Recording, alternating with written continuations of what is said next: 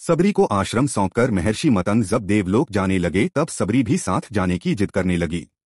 सबरी की उम्र 10 वर्ष थी। वो महर्षि मतंग का हाथ पकड़ रोने लगी। महर्षि सबरी को रोते देख व्याकुल हो उठे। सबरी को समझाया, पुत्री, इस आश्रम में भगवान आएंगे, यहाँ प्रतीक्षा करो।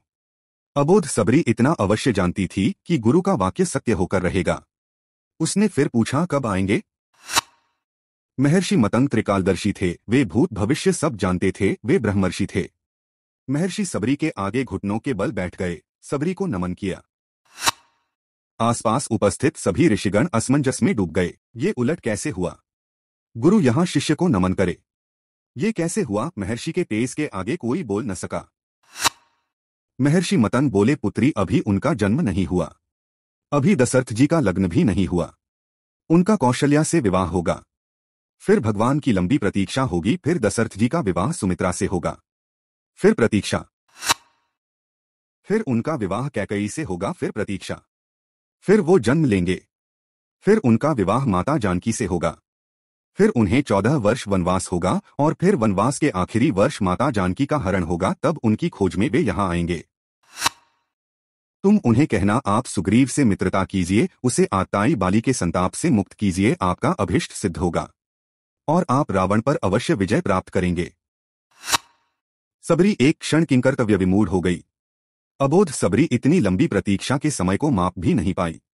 वह फिर अधीर होकर पूछने लगी, इतनी लंबी प्रतीक्षा कैसे पूरी होगी गुरुदेव? महर्षि मतंग बोले, वे ईश्वर हैं, अवश्य ही आएंगे। यह भावी निश्चित हैं। लेकिन यदि उनकी इच्छा हुई तो काल दर्शन के इस विज्ञान को परे रखकर वे कभी भी आ सकते हैं। लेकिन आएंगे अवश्य। जन्म मरण से परे उन्हें जब जरूरत हुई तो प्रहलाद के लिए खंबे से भी निकल आए थे। इसलिए प्रतीक्षा करना, वे कभी भी आ सकते हैं। तीनों काल तुम्हारे गुरु के रूप में मुझे याद रखेंगे। शायद यही मेरे तप का फल है। सबरी गुरु के आदेश को मान वहीं आश्रम में रुक गई।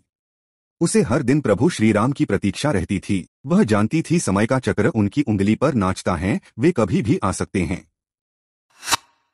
हर रोज रास्ते में फूल बिछाती, हर क्षण प्रतीक्षा करती, कभी भी आ सकते हैं। हर तरफ फूल बिछाकर हर क्षण प्रतीक्षा। सबरी बूढ़ी हो गई, लेकिन प्रतीक्षा उसी अबोध चित्त से करती रही। और एक दिन उसके बिछाए फूलों पर प्रभु श्रीराम के चरण पड़े। सबरी का कंठ अवरुद्ध हो गया, आंखों से अश्रुओं की धारा फूट पड़ी। गुरु का कथन सत्य हुआ, भगवान उसके घर आ गए। सबरी की प्रतीक्षा का फल ये रहा कि जिन राम को कभी तीनों माताओं ने जूठा नहीं खिलाया, उन्हीं राम ने सबरी का जूठा खाया। जय माता शबरी की जय। श्री सीताराम जी।